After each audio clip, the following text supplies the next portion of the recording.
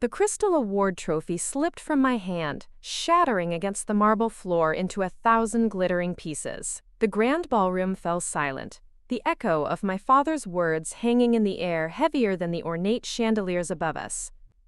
"Just another disappointment," he said, voice dripping with disgust as he stared me down across the crowded space filled with stunned industry leaders and colleagues. "A pity vote. This is what you've earned. A hollow award for mediocre work when you were born with potential for greatness. You bring shame to our name. Before we jump back in, tell us where you're tuning in from, and if this story touches you, make sure you're subscribed, because tomorrow I've saved something extra special for you." I felt 40 pairs of eyes burning into me. The award committee exchanged uncomfortable glances. My colleagues stared at their champagne glasses. No one spoke. No one defended me. The moment that should have been my greatest triumph had transformed into my most public humiliation. My nails dug crescents into my palms as I struggled to keep my breathing steady, the embarrassment burning hotter than any physical pain I'd ever experienced. I had spent 7 years working tirelessly, proving myself through innovation and dedication, only to be ambushed at what should have been the crowning achievement of my career. My name is Olivia, I'm 32 and an environmental engineer. This is the story of how I transformed my greatest humiliation into the catalyst for changing an entire industry. I think we all deserve to know the real truth.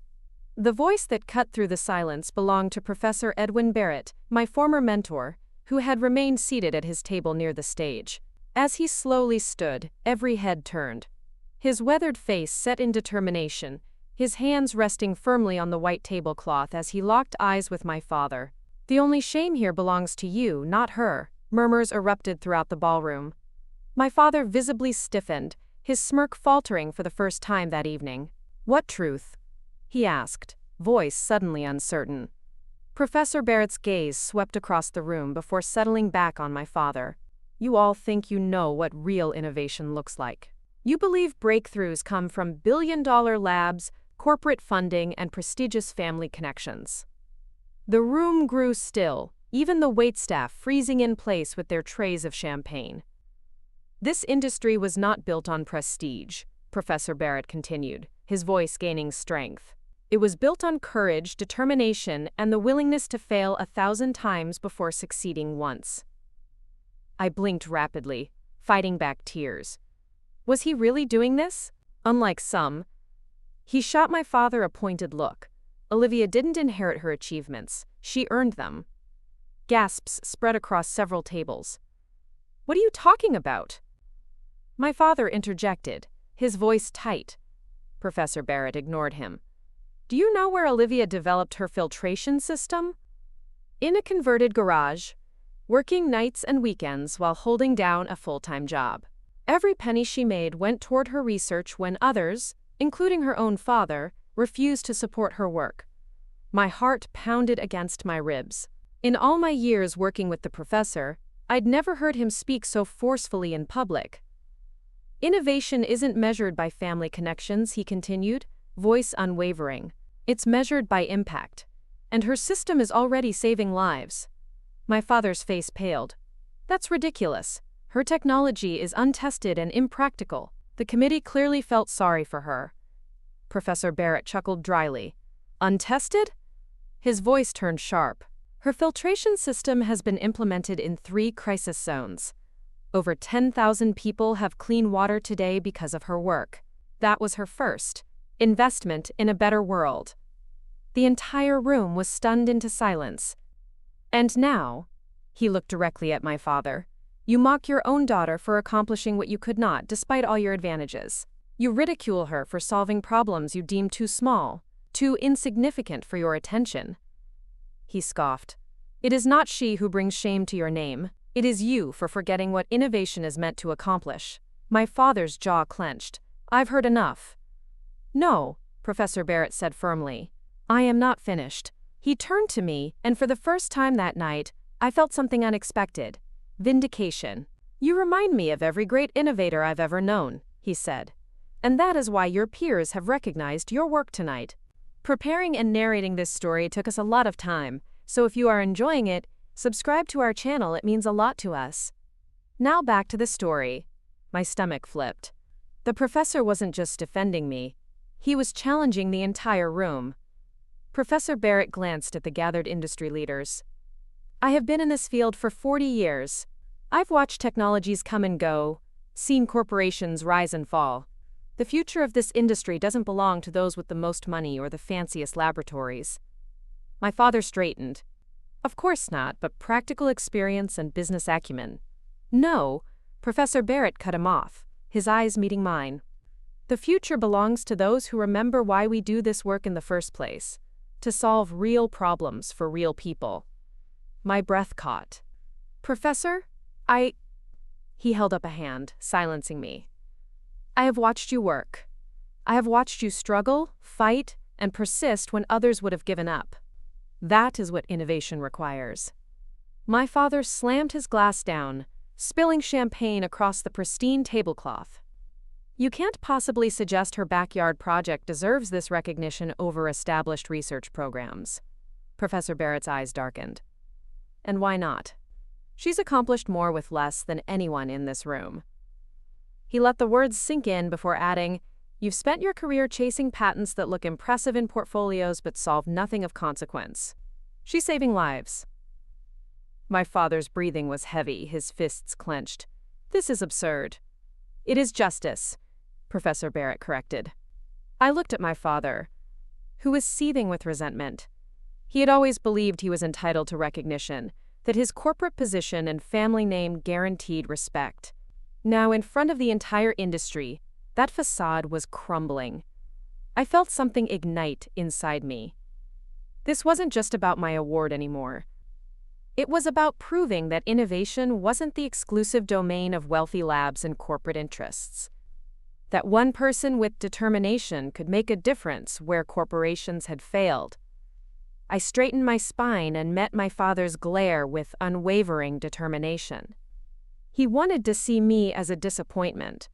He was about to see just how wrong he was. The ceremony ended in awkward clusters of whispered conversations. Some attendees avoided my gaze, while others approached with hesitant congratulations. My father had stormed out, my mother trailing after him with an apologetic expression. You handled that with remarkable grace, said a voice beside me.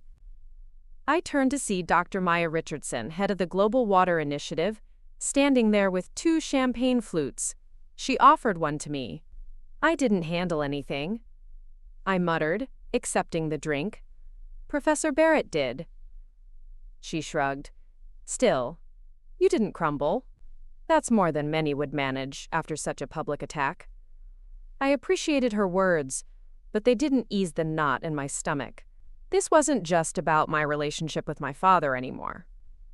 His outburst had thrust me into a spotlight I never wanted, turning what should have been professional recognition into public spectacle. Before I could respond, my phone buzzed with a notification.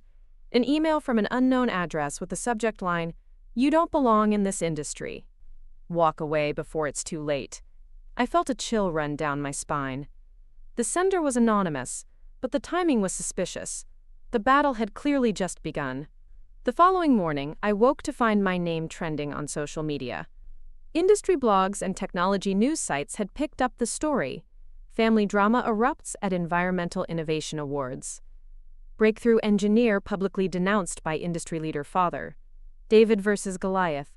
Garage inventor challenges corporate innovation model. My stomach turned. I had dedicated my life to my work, not to becoming a public spectacle. Now I was the center of attention for all the wrong reasons. I reached for my phone, heart pounding as I scrolled through the comments. The responses were divided, painfully so. Her father's right. These awards should recognize established research programs, not garage projects. If her last name wasn't Reynolds, no one would care about her work. I've seen her filtration system in action. It's revolutionary because it's simple and works where fancy solutions fail. The environmental engineering industry needs more innovators like her, not more corporate patent collectors. I gritted my teeth.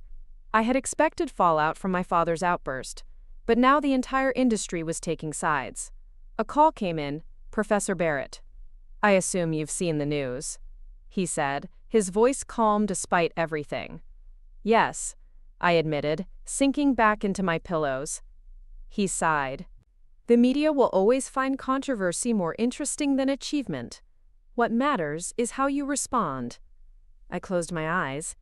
And how do I respond? You prove them all wrong, not with words, but with results. It was easier said than done, and as I would soon find out, my father had no intention of letting the matter rest. Over the next week, I was thrust into an unwanted spotlight. Interview requests, speaking invitations, and a flood of emails from young engineers calling me an inspiration. I barely had time to think, let alone continue my work. But beneath the surface attention, I sensed trouble brewing. 3 major funding organizations that had expressed interest in scaling up my filtration system suddenly went silent. A scheduled implementation pilot in a drought-stricken region was mysteriously postponed. Equipment suppliers began quoting me prices far above market rates. I knew what was happening. My father was leveraging his considerable influence to ensure my work remained a, quote, garage project. His company, Reynolds Environmental Solutions, was one of the industry's largest players, with tentacles reaching into nearly every aspect of the field. He wasn't just trying to embarrass me, he was actively working to sabotage my success. Then came the most devastating blow. An email arrived from the Global Water Crisis Fund, the organization that had provided my initial grant. Dear Ms. Reynolds, we regret to inform you that upon further review of your filtration system, concerns have been raised about potential long-term efficacy and scalability issues. We are therefore suspending all current funding pending a comprehensive third-party review. I stared at the screen in disbelief. My system had passed every test, every trial. The preliminary field results had exceeded expectations. This made no sense, unless someone had interfered. That evening, I sat in my small apartment laboratory, surrounded by the prototypes and testing equipment that represented years of work. Everything I had built was being systematically undermined. I felt defeated, exhausted, and utterly alone. My phone rang. Drive Richardson from the Global Water Initiative. I heard about the funding suspension, she said without preamble. This isn't right. It's my father, I replied, too tired to pretend otherwise. He's making calls, pulling strings. I know, her voice was tight with anger. The review committee chair is his former college roommate. This has nothing to do with your technology and everything to do with control. I exhaled slowly, rubbing my temples. What am I supposed to do? He has connections everywhere. He's making sure no one will touch my work. Not everyone, Dr. Richardson said firmly. Some of us still believe innovation should be judged on merit, not politics. She paused. I have a proposition for you. By the time we finished our call, a plan was forming. My father wanted to fight dirty? Fine. But I wasn't going to let him win. Not when lives literally depended on my work. The next morning, I made a decision. If traditional funding and implementation channels were being blocked, I would create new ones. I contacted Professor Barrett and outlined my idea. He listened carefully, then said just 5 words. It's risky, but I'm in. With Dr. Richardson and Professor Barrett's support, I launched an unprecedented initiative, the Open Source Clean Water Project. Instead of fighting my father's corporate machinery, I would circumvent it entirely. I published my complete filtration system designs online under an open-source license, including detailed construction plans that could be implemented using locally available materials in almost any setting. It was a radical move in an industry obsessed with patents and proprietary technology. By making my innovation freely available, I was sacrificing potential profits, but I was also making it impossible for my father or anyone else to stop its implementation. Within days, engineers and community organizers around the world began downloading the plans. Within weeks, the first independent implementations were being shared on social media, makeshift filtration systems appearing in communities from rural India to urban Brazil. My phone buzzed with a text from an unknown number. You think giving away your work for free makes you noble? You've just proven you're an amateur who doesn't understand this industry. I knew it was from my father. I didn't bother responding. The growing album of photographs showing my system being built in dozens of countries spoke louder than any text message could. But my father wasn't finished. As the open source project gained momentum, Reynolds Environmental Solutions issued a press release announcing a new premium filtration system that looks suspiciously similar to mine, but with a corporate price tag and proprietary components that made it inaccessible to the communities that needed it most. I was furious. Not only was he trying to undermine me, but he was attempting to co-opt and commercialize a solution I had deliberately made free for those who couldn't afford alternatives. "He's getting desperate," Professor Barrett observed when I showed him the press release. "He didn't expect your strategy to work, and now he's trying to control the narrative." "By stealing my design?" I was nearly shouting. "By commercializing it," he corrected. "There's a difference. And it tells us something important." "What's that?" "That your work is too significant to ignore." He smiled slightly. "He's acknowledged your success in the only way he knows how, by trying to profit from it." I wasn't comforted. So he wins either way. If my open source project fails, he was right about me. If it succeeds, he commercializes it and takes the credit. Professor Barrett shook his head. "Only if you let him control the story." And that's when I realized this battle wouldn't be won in laboratories or field implementations alone. It would be won in the court of public opinion. My father understood this. It was time I did too. With Dr. Richardson's connections, I secured an invitation to speak at the World Water Forum, the industry's most prestigious global conference. It was a platform usually reserved for established leaders and corporate representatives, precisely the audience I needed to reach. As I prepared my presentation, I knew this wasn't just about defending my work. It was about challenging the entire framework of how innovation was valued in our industry. It was about standing up not just to my father, but to the system that had allowed people like him to define success on their terms for too long. The day of the forum arrived. I stood backstage, heart racing as I watched the main hall fill with industry leaders, government officials, and media representatives. My father was there too, seated in the front row as a keynote speaker scheduled for later that day. When my name was announced, I walked onto the stage with a confidence I didn't entirely feel. The lights were blinding, the audience a sea of indistinct faces. But I knew what I had to say. 3 months ago, I began. I received an award that sparked controversy not because of the technology it recognized, but because of who created it and how. I paused, letting my gaze sweep across the audience. Today, I want to talk about something more important than awards or recognition. I want to talk about purpose. For the next 20 minutes, I spoke not about my father's attempts to sabotage me, but about the communities where my filtration system was now operating. I showed before and after data from a dozen implementation sites. I shared videos of children drinking clean water for the first time.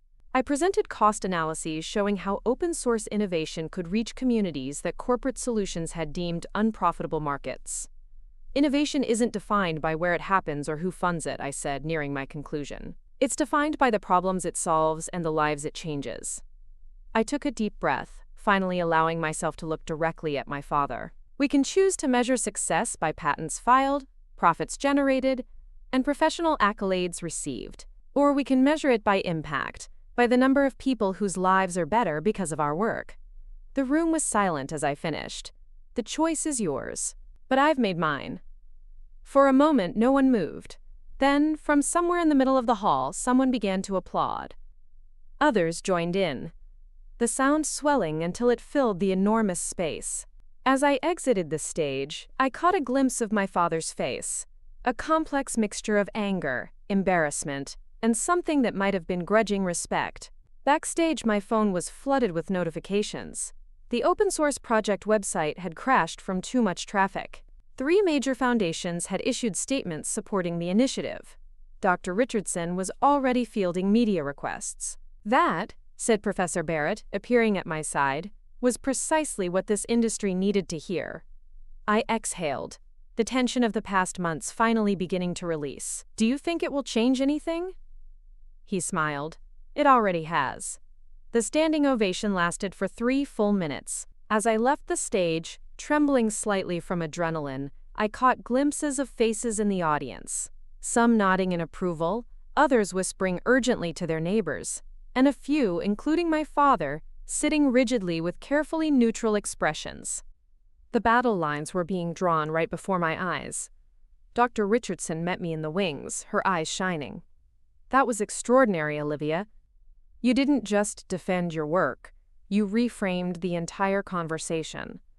I exhaled slowly, my body still humming with nervous energy. It needed to be said. Innovation has become too insular, too focused on prestige and profit. And you said it perfectly, she squeezed my shoulder. But brace yourself. This isn't over. She was right. As we made our way to the reception area, my phone began buzzing incessantly. Messages from reporters, engineers around the world, and even a few corporate executives. The speech had clearly struck a nerve. "Olivia!" a voice cut through the crowd. I turned to see Julian Mercer, the young CEO of WaterTech Solutions, approaching with 2 colleagues in tow. His company was small but respected, known for their work in developing regions. "That was the most refreshing thing I've heard at one of these events in years," he said, extending his hand. "You've articulated what many of us have been thinking." I shook his hand, surprised by the public show of support. "Thank you." I wasn't sure how it would be received. "It's already dividing the room." He gestured discreetly toward clusters of attendees engaged in animated discussions. And that's exactly what needed to happen. This industry has been stagnant for too long, trapped in outdated thinking about what constitutes real innovation.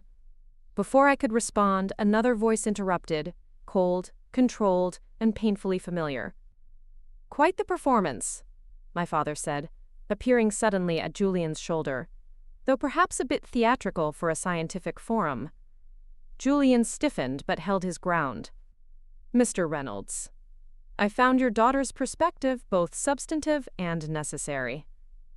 My father's smile didn't reach his eyes. "Yes, well, idealism has its place, but practical solutions require more than good intentions and open-source tinkering." "The data she presented suggests otherwise," Julian replied evenly. My father's gaze flickered between us before settling on me. "A word in private, Olivia?" Every instinct warned against it, but refusing would only create another scene. "Excuse us, please," I said to Julian and Dr. Richardson. My father led me to a quieter corner of the reception hall, his back rigid with contained anger. When he finally turned to face me, his expression was a mask of professional composure that didn't match the cold fury in his eyes. "Do you have any idea what you've done?" he asked, voice barely above a whisper.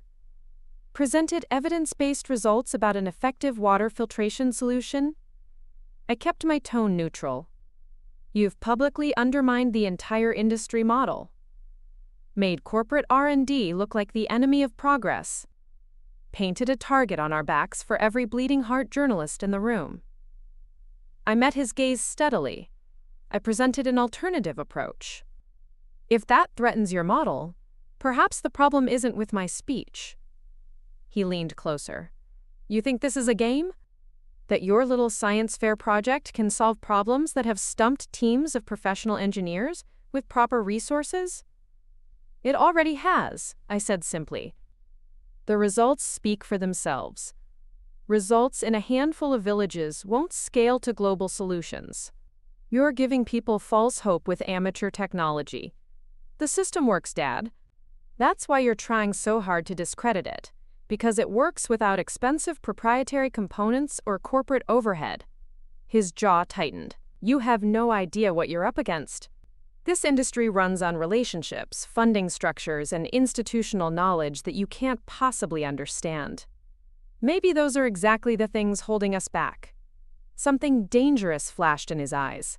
"You want to play revolutionary? Fine. But remember who you're challenging." Reynolds Environmental Solutions has research teams in 12 countries, partnerships with every major university engineering program, and testing facilities that cost more than you'll earn in a lifetime. And yet a solution developed in a garage is already helping people your company deemed unprofitable to serve. I kept my voice level despite my racing heart. "Maybe the problem isn't my lack of resources. Maybe it's your lack of imagination." His face hardened. "You've made your choice then." "I have. Don't expect me to protect you when this backfires. And it will backfire, Olivia. The moment your system fails, and all systems eventually do, everything you've built will collapse. The press will turn on you. The communities you claim to serve will be left with broken promises. I'm not asking for your protection, I said quietly. Just your respect. He almost laughed. Respect is earned through years of consistent achievement, not flashy speeches and feel-good projects. Then I'll keep earning it, one implementation at a time. He studied me for a long moment, as if seeing something unexpected. You really believe you can change an entire industry? It wasn't a question, but I answered anyway. I believe it's already changing. I'm just trying to make sure it changes in the right direction. Without another word, he turned and walked away, leaving me with a curious mixture of dread and determination. The conversation had confirmed what I already suspected. This wasn't just about a father disappointed in his daughter's career choices. This was about power, control, and fundamentally different visions of what innovation should accomplish. As I rejoined Dr. Richardson and Julian, a young woman approached hesitantly. She introduced herself as Amara Okafor, an environmental engineer from Nigeria. Your filtration system, she said, eyes bright with excitement. We've implemented it in 3 communities near Lagos. The impact has been… She paused, searching for words. Transformative. Children who were constantly sick are now thriving. Women who spent hours collecting and boiling water can use that time for education, business, family. Her words washed over me like a balm, healing the raw edges left by my father's dismissal. Are you encountering any issues with the system? I asked, the engineer in me automatically seeking feedback. Some challenges with local materials substitutions, she admitted. But we've been documenting our adaptations on the project forum. Others have already built on our modifications. This was exactly what I had hoped for. Collaborative improvement, local adaptation, shared knowledge building on itself. The antithesis of proprietary, patent-protected innovation. Julian, who had been listening intently, turned to me. This is what he's afraid of, you know. Not that your system will fail, but that it will succeed beyond anything his company could achieve with traditional approaches. Dr. Richardson nodded. The open-source model threatens the entire corporate structure of environmental engineering.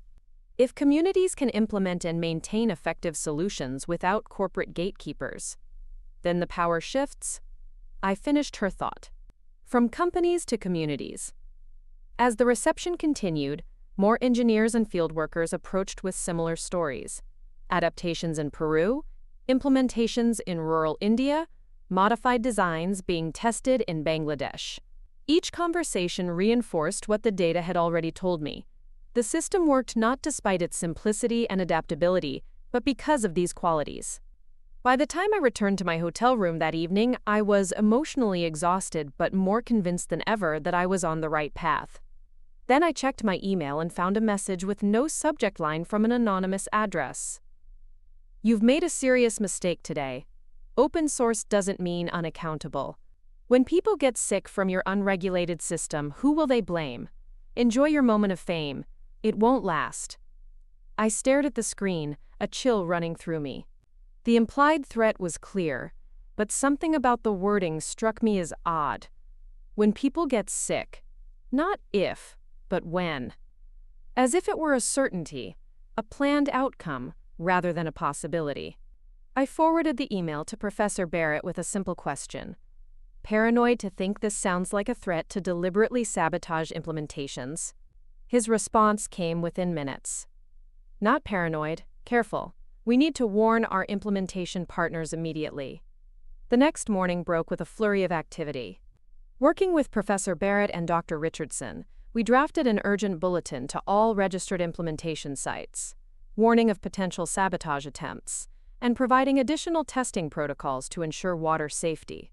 It's probably just intimidation, Professor Barrett said during our emergency video call, but we can't take chances with people's health. Who would actually contaminate a water system to prove a point? Dr. Richardson looked troubled by the very possibility. Someone desperate to discredit the entire model, I said quietly. Someone with resources in reach. We all knew who I meant, but none of us wanted to voice the accusation. The idea that my own father would endanger innocent people to win a professional argument was too monstrous to contemplate. Yet the timing and nature of the threat left few other possibilities. As we finalized the security bulletin, Julian called with an unexpected proposal. "My team wants to help," he said without preamble. "We have water quality testing equipment that could be deployed to high-risk implementation sites." "Why would you do that?" I asked, surprised by the offer. "Because what you're doing matters," he replied simply. "And because not everyone in the corporate world fits the villain narrative. Some of us got into this field to make a difference too." His sincerity was disarming. "Thank you. That would be incredibly helpful." Within hours, a global monitoring network began to take shape. Julian's team providing testing equipment, Professor Barrett's academic connections offering laboratory support, and Dr. Richardson leveraging the Global Water Initiative's resources to coordinate field responses. What had begun as my solitary project was evolving into a movement, fueled by shared purpose rather than corporate structure. The days that followed were a blur of activity, coordinating with implementation sites, enhancing security protocols, and preparing for the inevitable backlash. It came sooner than expected, and from a direction I hadn't anticipated. 3 days after the forum, a prominent industry publication released an investigative report questioning the safety of open-source water solutions. The article cited anonymous experts' warning of quote, unregulated experimentation and potential public health disasters. While it never mentioned my system specifically, the implications were unmistakable. "This is just the beginning," Dr. Richardson warned during our daily coordination call. "Expect more hit pieces, regulatory inquiries, anything to slow momentum." She was right. Within a week, 2 more articles appeared, each more alarmist than the last. Then came the first regulatory challenge. A regional water authority in Southeast Asia announcing a precautionary review of all non-certified filtration systems, effectively halting new implementations in 3 countries. "They're trying to bury us in bureaucracy," Professor Barrett observed grimly. "Standard industry tactic when innovation threatens established players." I felt the weight of responsibility growing heavier with each new obstacle. Thousands of people were now depending on the filtration system, and thousands more stood to benefit if we could overcome the mounting resistance. "We need to change tactics," I said finally. "Playing defense isn't enough. We need to take control of the narrative." Julian, who had become a regular participant in our strategy sessions, leaned forward. "What do you have in mind?" "Transparency. Total radical transparency." I outlined my plan: a real-time public monitoring dashboard showing water quality data from every implementation site, continuous performance metrics, problem reports, and adaptation logs. Nothing hidden, nothing filtered. "That's incredibly risky," Dr. Richardson looked concerned. "You'll be exposing every flaw, every issue in real time." "Exactly," I nodded. "And in doing so, we remove their most powerful weapon, fear of the unknown." Professor Barrett slowly smiled. "It's brilliant. They're attacking us for being unregulated and potentially unsafe. So we become the most transparent water project in history." "We'll need significant technical infrastructure," Julian mused. "Data collection, verification, visualization." "Can your company help with that?" I asked directly. He met my gaze. "Is this a professional request or a personal one?" The question caught me off guard. In the intensity of recent events, I hadn't stopped to examine the evolving nature of our collaboration. "Both, I suppose." "Does that complicate things?" "It clarifies them," he replied with a small smile. "And yes, we can definitely help."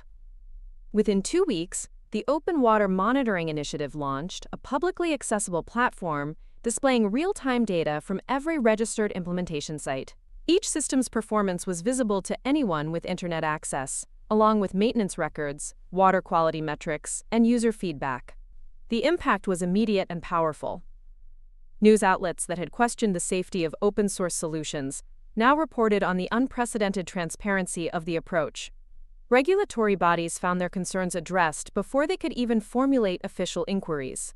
Communities considering implementations could see actual performance data rather than relying on corporate promises. But the most unexpected consequence came from within the industry itself.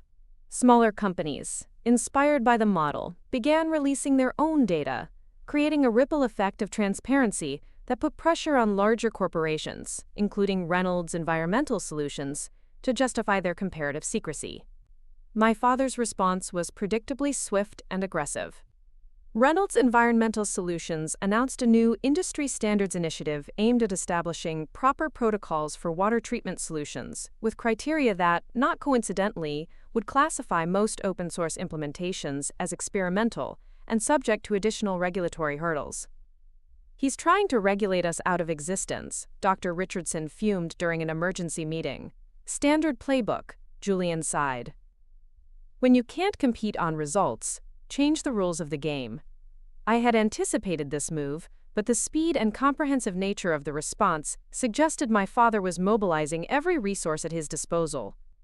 This wasn't just about discrediting me anymore, it was about protecting an entire business model from disruption. "We need allies," Professor Barrett said thoughtfully. "Within the industry, within regulatory bodies, within affected communities." This can't be framed as Olivia versus her father or open source versus corporate. It has to be about effective solutions versus ineffective ones, regardless of where they originate. He was right. As long as this remained a personal battle or an ideological crusade, we would be vulnerable. We needed to refocus the conversation on what actually mattered: clean water for people who needed it. The opportunity came unexpectedly, through Amara, the Nigerian engineer who had approached me at the forum. She called late one evening, her voice urgent with excitement. "We've had a cholera outbreak in a region near our implementations," she began without preamble. "That's terrible," I replied, confused by her tone. "How can we help?" "You don't understand," she continued. "The outbreak is in communities still using traditional water sources. The 3 villages with your filtration system have 0 cases. 0. The regional health authority is taking notice." A wave of emotion washed over me.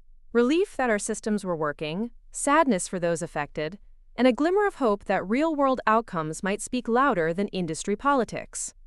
"We need to document this properly," I said. "Not to capitalize on a tragedy, but to demonstrate the tangible impact of accessible, clean water solutions." "Already happening," Amara assured me. "The health authority is conducting a formal study comparing outcomes across the region. They've asked for our implementation data." This was exactly the kind of evidence that couldn't be dismissed as idealistic or amateur: concrete health outcomes in a real-world crisis situation. If similar patterns emerged in other regions, the case for open-source implementation would become irrefutable. As reports began filtering in from other implementation sites, a clear pattern emerged. In regions facing waterborne disease outbreaks, communities with our filtration systems consistently showed better health outcomes than those without, regardless of other socioeconomic factors. "This is the narrative we need," Professor Barrett said during our next strategy session. "Not open source versus corporate, but results versus rhetoric." Dr. Richardson nodded. "The health data is compelling. Now we need to make sure it reaches the right audiences." Julian's team had been collecting and analyzing the incoming health data, creating visualizations that made the patterns unmistakable even to non-experts. "We should present this at the WHO Regional Conference next month," he suggested. "It's the perfect forum: health officials, NGOs, and industry representatives all in one place." The plan was taking shape, but I couldn't shake a nagging concern. My father will see this coming. He'll try to discredit the data or shift the focus back to regulatory compliance. "Then we need to address those concerns proactively," Julian said thoughtfully. "What if we announced a voluntary certification program? Independent third-party verification of open-source implementations?" Professor Barrett leaned forward, intrigued.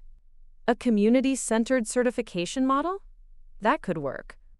It would address legitimate safety concerns while preserving the accessibility and adaptability that make the open source approach effective.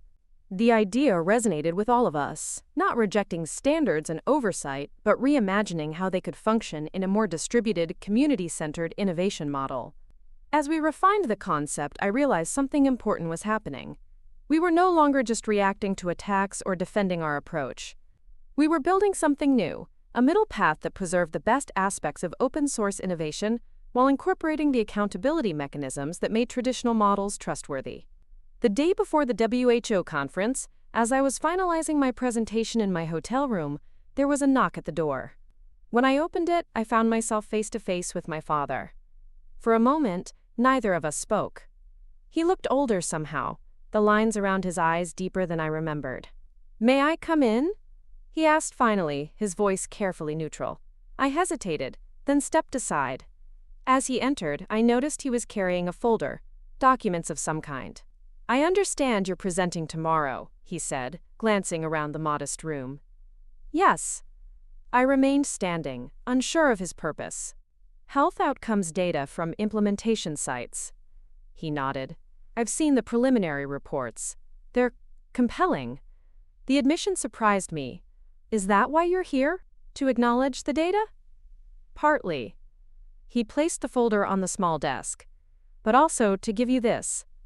I approached cautiously and opened the folder. Inside were internal Reynolds Environmental Solutions documents, test results, field studies, and implementation reports for their premium filtration system, the one that had seemed suspiciously similar to mine. "What is this?" I asked, leafing through the papers. "Evidence," he said simply. "Our system isn't performing as expected. Maintenance costs are higher than projected. Component failures are increasing, and customer satisfaction is declining." I looked up, searching his face for some hidden agenda. "Why are you showing me this?"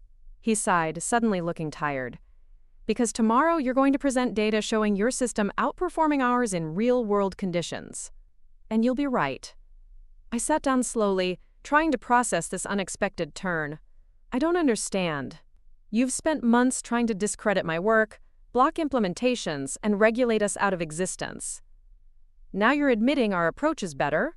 Not better in every context," he qualified, "but more effective in the specific conditions where it matters most, resource-constrained environments with minimal infrastructure.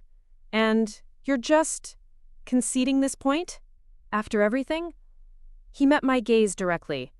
"I'm acknowledging reality. That's what engineers are supposed to do when the data contradicts their assumptions." There was something he wasn't saying, some deeper motivation for this sudden reversal. Why now? What changed? My father was silent for a long moment, his expression unreadable. "The cholera outbreak data," he said finally, "it's unequivocal. In identical conditions, communities with your system had significantly better health outcomes than those with ours, or with no treatment at all.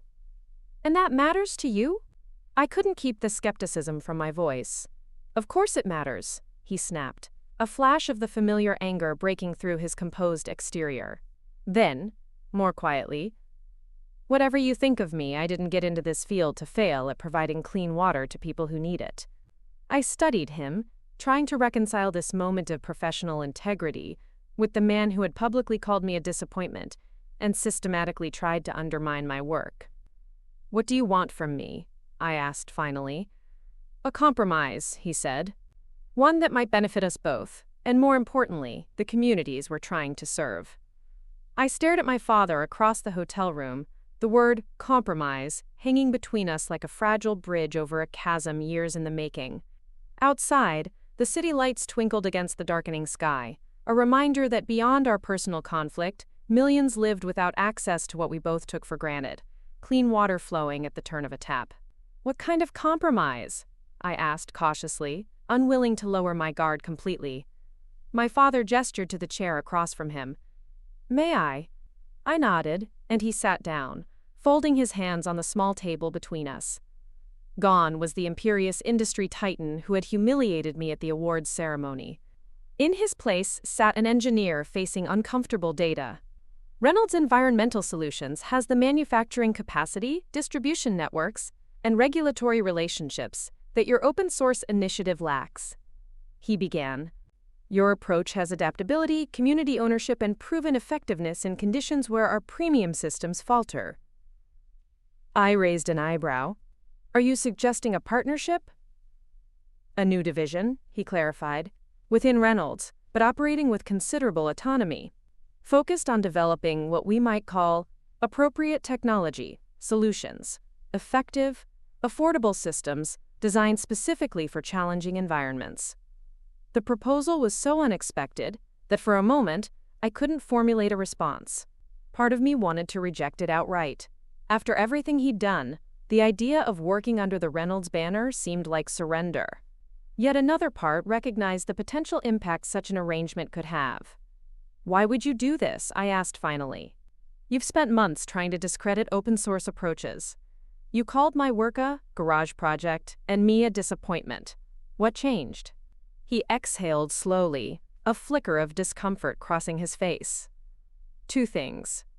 First, as I said, the health outcome data is unequivocal. I can't ignore it without betraying the fundamental principles of engineering. And second? He looked away briefly, his gaze settling on the city outside the window. The board is concerned about the public relations impact of being seen as obstructionist in the face of demonstrably effective humanitarian solutions. I couldn't help but smile slightly. So this is about protecting the Reynolds brand, not embracing innovation. It's about recognizing reality, he countered, a hint of the old sharpness returning to his voice. The industry is changing. We can lead that change or be dragged along by it. I considered his words carefully. And what would this new division look like? Who would lead it? What degree of control would the open source community maintain? That's what we need to determine, he said. I'm not offering a finished proposal. I'm suggesting we explore possibilities that might advance our shared objective, which is getting clean water to people who need it. He met my gaze directly. Isn't that what ultimately matters? The sincerity in his voice gave me pause. Was this the same man who had shattered my award trophy and publicly humiliated me? The same corporate executive who had mobilized industry resources to undermine my work? Yet here he sat, acknowledging data and suggesting collaboration. I'd need guarantees, I said slowly. Written commitments that the open source framework would be preserved, that community implementation partners would maintain autonomy, that the technology would remain accessible to those who need it most. He nodded. Reasonable conditions. We could draft framework principles as a starting point. And what about your industry standards initiative? The regulatory hurdles your company has been promoting? We could redirect those efforts toward developing appropriate standards for different contexts, acknowledging that what works in Chicago isn't necessarily what works in rural Nigeria. The proposal was tempting in its potential impact, yet alarm bells rang in my mind. And tomorrow, my presentation at the WHO conference? Proceeds as planned, he said simply. The health data speaks for itself. I'm not asking you to soften your findings or change your message. I studied him, trying to discern hidden motives behind his words. This is unexpected. Necessary, he corrected. The cholera outbreak data changed the equation. When lives are measurably saved or lost based on access to specific water treatment options, ideological positions become untenable. The admission cost him something. I could see it in the tightness around his eyes, the careful precision of his words. My father had built his career on being right, on knowing better than others. Acknowledging the effectiveness of an approach he had dismissed as amateur couldn't have been easy. I need to discuss this with my team, I said finally. Professor Barrett, Dr. Richardson, the implementation partners. They all have a stake in this work. I won't make unilateral decisions. He inclined his head. Of course, I wouldn't expect otherwise. As he stood to leave, he hesitated, his hand resting on the back of the chair. For what it's worth, he said quietly, I was wrong. At the awards ceremony, what I said was inexcusable. the closest thing to an apology I'd ever received from him. I nodded, not trusting myself to speak. "Your presentation tomorrow," he added, hand on the doorknob. "What time?" 9:30. "Main auditorium." "I'll be there." And with that, he was gone, leaving me with a folder of damning data and a proposal that could either transform an industry or co-opt a movement. I didn't sleep that night. Instead, I convened an emergency video call with Professor Barrett, Dr. Richardson, Julian, and representatives from key implementation sites, including Amara from Nigeria. The discussion was intense, perspectives ranging from cautious optimism to deep skepticism. It could be a trap, Professor Barrett warned. A way to bring the open source initiative under corporate control, then gradually dismantle it. Or it could multiply our impact exponentially, Dr. Richardson countered. Reynolds has resources we could never mobilize independently. Julian, who had been quiet for much of the discussion, finally spoke. The question isn't whether Reynolds' environmental solutions can be trusted. It's whether specific binding commitments can be established and enforced. Amara's perspective was particularly valuable. "In Nigeria, we need both approaches," she said firmly. "Community-implemented solutions for remote areas and larger infrastructure projects that require corporate capacity. If this partnership could provide both while keeping the technology accessible, that would be ideal." By dawn, we had reached a tentative consensus. We would explore the possibility of collaboration, but with non-negotiable conditions protecting the open-source nature of the technology and the autonomy of community implementers.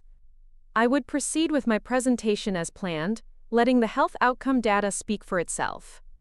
As I dressed for the conference, I found myself reflecting on the journey that had brought me to this moment. From the shattered award trophy on the ballroom floor to potentially reshaping an entire industry's approach to innovation, all in the span of a few tumultuous months. The path had been painful, public, and nothing like I had imagined, yet it had led to possibilities I could never have created alone. The WHO regional conference venue was packed, the main auditorium filled with health officials, NGO representatives, industry leaders, and media. As I made my way to the preparation area, I spotted my father in the front row, surrounded by Reynolds executives who looked considerably less comfortable than he did. Dr. Richardson found me reviewing my slides one final time. "Ready?" she asked, handing me a bottle of water. "As I'll ever be." I smiled nervously. "Have you seen the attendance list? Half the global water industry is out there." "Good," she squeezed my shoulder. "They need to hear this."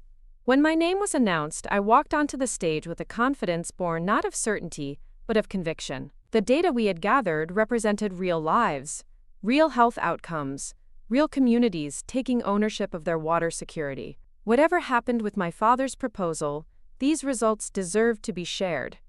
"Thank you for the opportunity to present today," I began, surveying the packed auditorium.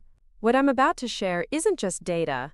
It's a story about what becomes possible when we rethink who innovation serves and how it's delivered."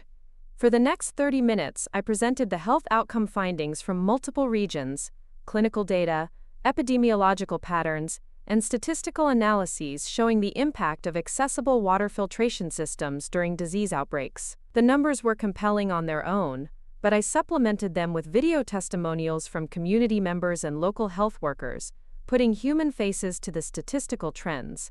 These results challenge us to reconsider fundamental assumptions about innovation in water treatment. I concluded, effectiveness isn't determined by where a solution is developed, who funds it, or how it's patented. It's determined by whether it works in the specific contexts where it's needed most. I paused, gathering courage for my final point. For too long, our industry has treated certain communities as edge cases, exceptions to our standard models, afterthoughts in our design processes. What these findings suggest is that perhaps we've had it backward. Perhaps the true test of innovation isn't how well it serves those with resources and infrastructure, but how effectively it reaches those without. The silence that followed was profound, hundreds of professionals absorbing implications that challenged core industry assumptions. Then, from somewhere in the middle of the auditorium, someone began to applaud. Others joined in, the sound building until it filled the enormous space. As the applause continued, I caught my father's eye in the front row. He wasn't clapping, not yet, but there was something in his expression I'd rarely seen before. Recognition, perhaps, or respect. The question and answer session that followed was rigorous, with industry representatives challenging methodologies and health officials requesting additional data. I addressed each question directly, neither overselling our findings nor minimizing their implications. By the time the session ended, the atmosphere in the room had shifted from skepticism to engagement, the beginning of a conversation rather than an entrenched debate. As attendees filed out for the mid-morning break, Julian approached with news. "Your father is calling an impromptu press conference in the East Lobby." Something about a major initiative announcement. My stomach tightened. "He didn't mention this last night." "Could be a response to your presentation," Julian suggested. "Want to go see?" We made our way through crowded corridors to the East Lobby, already filling with media representatives and conference attendees. My father stood at a small podium, flanked by Reynolds executives, and, surprisingly, several representatives from other major water technology firms. "Thank you for coming on such short notice," he began, his voice carrying the practiced authority of someone accustomed to industry leadership. Reynolds Environmental Solutions has always prided itself on innovation and adaptation. Today, we're announcing a new initiative that represents both. I held my breath, unsure whether to expect an ambush or an olive branch. The data presented this morning by Olivia Reynolds, he nodded in my direction, drawing attention to my presence, demonstrates conclusively that in certain contexts, particularly resource-constrained environments, alternative approaches to water treatment can achieve superior health outcomes. Murmurs rippled through the assembled crowd. This was not the corporate defense many had anticipated. In response to these findings, Reynolds Environmental Solutions is launching a new division focused on what we're calling appropriate technology solutions. Water treatment systems designed specifically for challenging implementation contexts, with an emphasis on accessibility, local maintenance, and community ownership. He was actually doing it, publicly committing to the initiative he'd proposed in my hotel room just hours earlier. Furthermore, he continued, we're announcing the formation of an industry working group to develop context-specific standards for water treatment technologies, acknowledging that different environments require different approaches to safety, efficacy, and implementation. One by one, he introduced representatives from competing firms who had agreed to participate in the working group. The assembled media erupted with questions, cameras flashing as my father fielded inquiries with practiced ease. I stood frozen at the edge of the crowd, emotions warring within me. Part of me was elated at this public commitment to principles I had championed. Another part remained wary of corporate co-option of grassroots innovation. But mostly, I felt a surreal dissonance. The man who had shattered my award and called me a disappointment was now publicly validating my work. As the press conference concluded, my father made his way through the crowd toward me, cameras tracking his movement. "Olivia," he said, extending his hand when he reached me, "would you be willing to say a few words about potential collaboration?" It was a calculated move. With media watching, I could hardly refuse without appearing obstructionist. Yet there was something else in his eyes, a question that went beyond the public moment, an opening, perhaps. I took his hand, feeling the weight of the gesture. "I believe in finding common ground when it advances our shared goals," I said carefully, aware of the microphones thrust toward us. "The health data is clear. Effective water treatment saves lives. If industry resources can help scale solutions that work, that's a conversation worth having." The non-committal response satisfied the media while preserving my position. My father nodded slightly, acknowledging the careful navigation.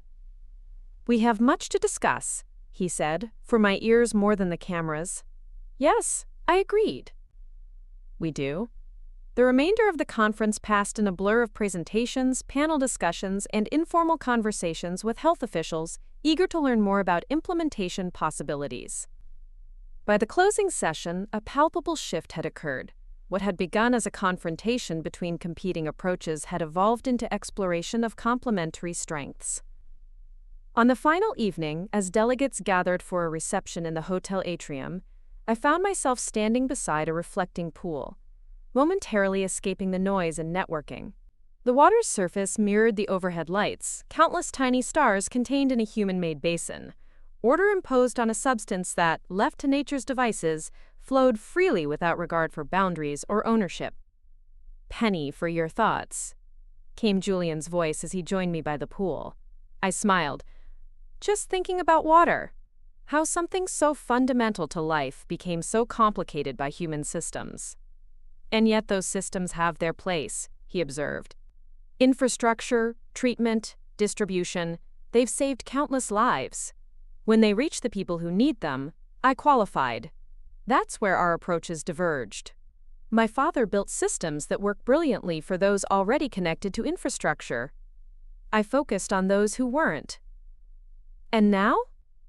Now we see if there's a middle path." We stood in comfortable silence, watching the play of light on water. After a moment, Julian spoke again. "Whatever you decide about your father's proposal, your work has already changed the conversation. That's no small victory." "It doesn't feel like enough," I admitted. "Not when millions still lack access to clean water." "Change happens in stages," he reminded me gently. "First principles, then policies, then practices. You've helped shift the principles. The rest will follow." Before I could respond, my father approached, looking almost hesitant to interrupt. "Am I intruding?" Julian straightened. "Not at all, I was just heading to the bar. Can I bring either of you a drink?" When he had gone, my father joined me by the reflecting pool. For a long moment, neither of us spoke, the awkwardness of our fractured relationship hanging between us.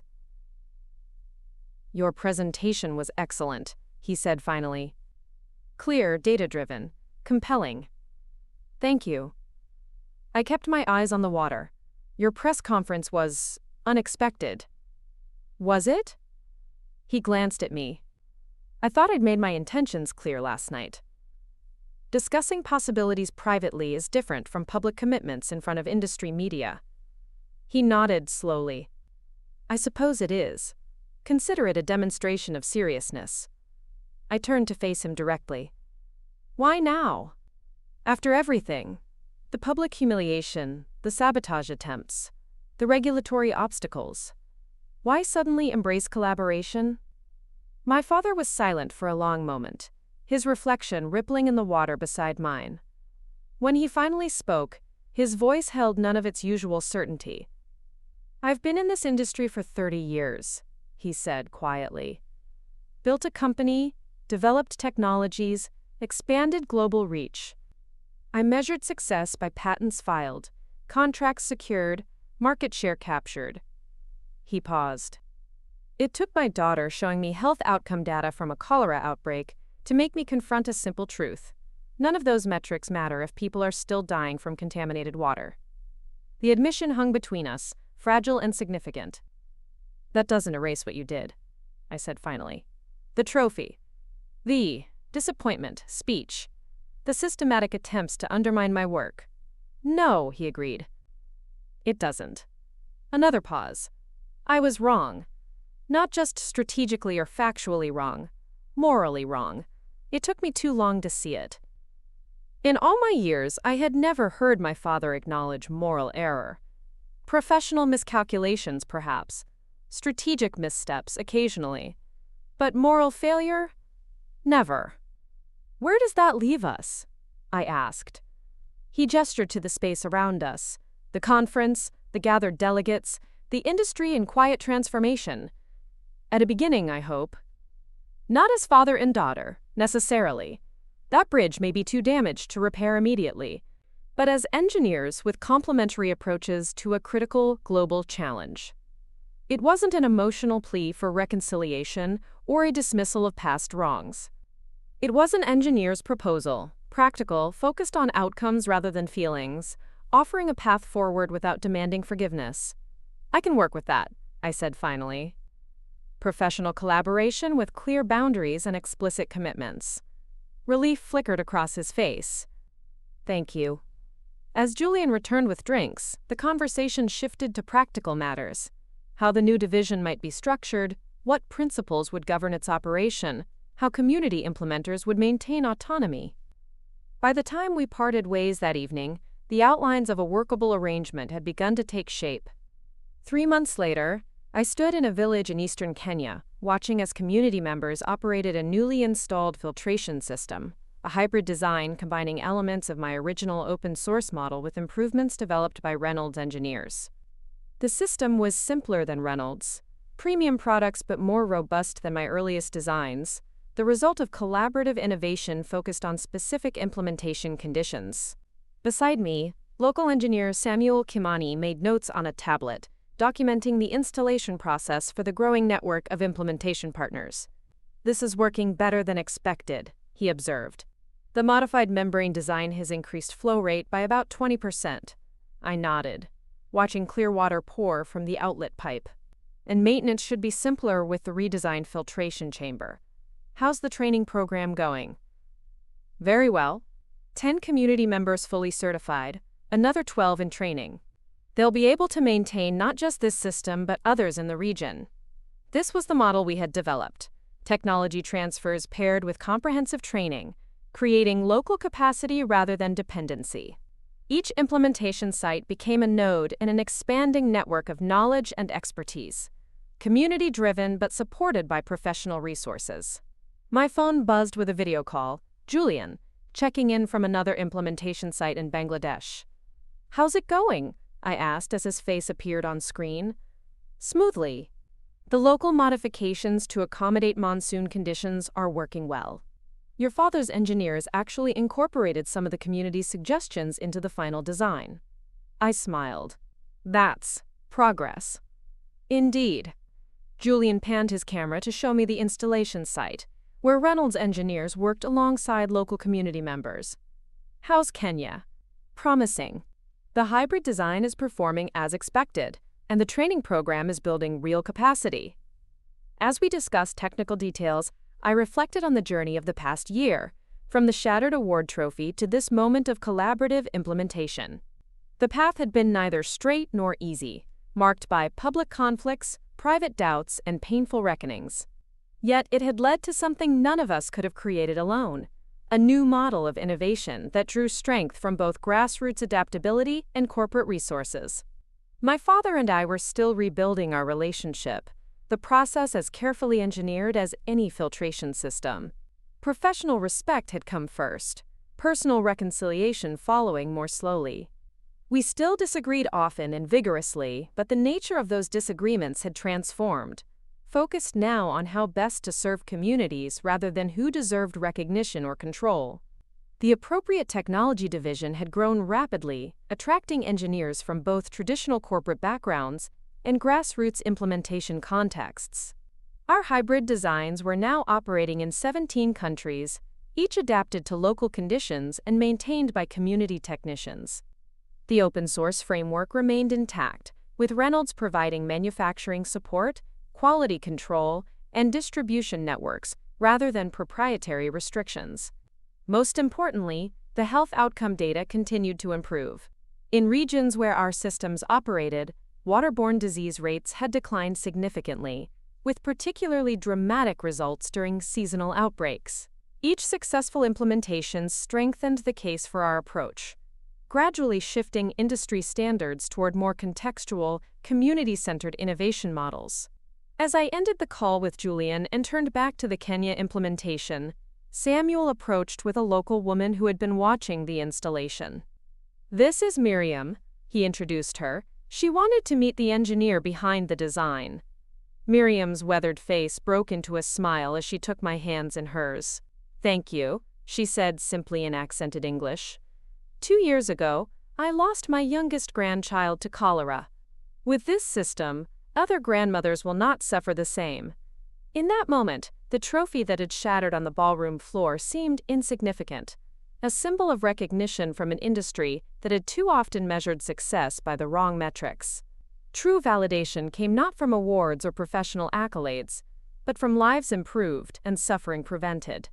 Later that evening, as the implementation team gathered for dinner under a star-filled Kenyan sky, I received an unexpected text from my father. Just saw the preliminary data from the Kenya installation. Impressive results. You were right about the community maintenance model.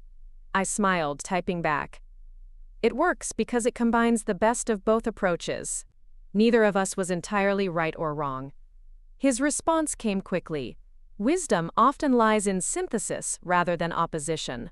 Something I learned from my daughter. Progress, indeed.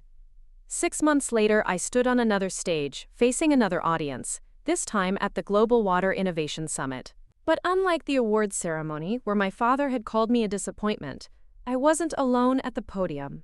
Beside me stood Professor Barrett, Dr. Richardson, Julian, my father, and representatives from implementation communities around the world. Together, we presented the Adaptive Innovation Framework, a new model for water technology development that incorporated elements of corporate research, academic rigor, and community-driven implementation. The framework wasn't just a technical approach, but a philosophy, one that recognized innovation as a collaborative process serving human needs rather than institutional interests. As I surveyed the audience of industry leaders, government officials, and community representatives, I realized how far we had come from that moment of public humiliation. The shattered trophy had become the catalyst for something far more valuable, a fundamental reconsideration of how innovation happens and who it serves.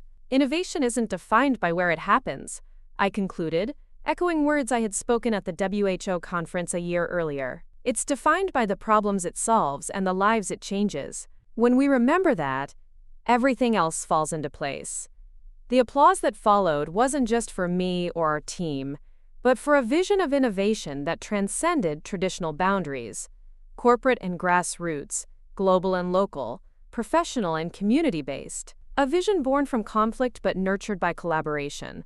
As we left the stage, my father touched my shoulder briefly. "Your mother would have been proud," he said quietly, referencing the parent whose absence had shaped both our lives in different ways. "She always said you had the courage to forge your own path." "Thank you," I replied, the simple words carrying the weight of a journey neither of us could have anticipated. Outside the conference center, the city stretched before us, millions of lives connected by invisible infrastructure, water flowing through pipes, electricity through wires, information through networks, systems designed by engineers to serve human needs, each representing choices about who benefits and how. The path forward wasn't perfect or certain. Corporate interests and community needs would continue to sometimes conflict. Resources would remain unevenly distributed. But we had created a model that acknowledged these tensions while working towards solutions that honored both innovation and impact. The disappointment my father had named at that awards ceremony had transformed into determination, not to prove him wrong, but to help create something right. Something that mattered not because of who created it or where it originated, but because of lives improved and communities empowered. And in that transformation lay the most important lesson of all, that our greatest humiliations can become our most powerful catalysts, if we have the courage to use them not just to change ourselves, but to change the systems around us. Up next, you've got 2 more standout stories right on your screen. If this one hit the mark, you won't want to pass these up. Just click and check them out. And don't forget to subscribe and turn on the notification bell so you don't miss any upload from us.